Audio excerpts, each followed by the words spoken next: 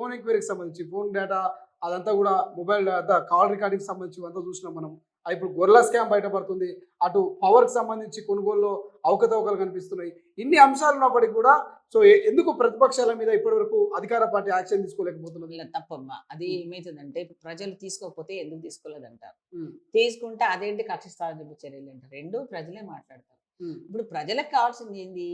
ఏదైతే వాళ్ళకి టైమ్ బీయింగ్‌లీ విద్యార్థుల గురించి పట్టించుకోవాలా, హ్మ్. ఎంప్లాయ్‌మెంట్ నోటిఫికేషన్ గురించి పట్టించుకోవాలా మనము. ప్రయారిటీస్ అవి మనకి. సో, ఈళ్ళని ఇప్పుడు అరెస్ట్ చేసినంత మాత్రాన ఈళ్ళను సింపతి కోసం మనం వదిలిపెట్టం. హ్మ్. ఈ వాడి ఎంక్వైరీ విత్ ఎవిడెన్స్‌తో మనకు దొరికినయన్నీ ఉంటాయి. హ్మ్. ఆ ఎవిడెన్స్ ఇప్పుడు కవిత ఎన్ని మాట్లాడింది? హ్మ్. ఇట్లా నిన్న గూడా చూడు. హ్మ్. ఇట్లా బయటికెళ్ళి ఇట్లా అని జై తెలంగాణ అని ఎన్ని మాట్లాడింది. హ్మ్. అన్నీ ఎట్లా ఎట్లా డిలీట్ చేసింది, ఎట్లా హ్మ్. పడేసింది, ఎన్ని ఫోన్‌లు మాఫియా చేసింది, ఆమె ఇంత డబ్బును ఎట్లా మాట్లాడి చేసింది, పంపించింది ఇవన్నీ దొరికిపోయాయి గదా!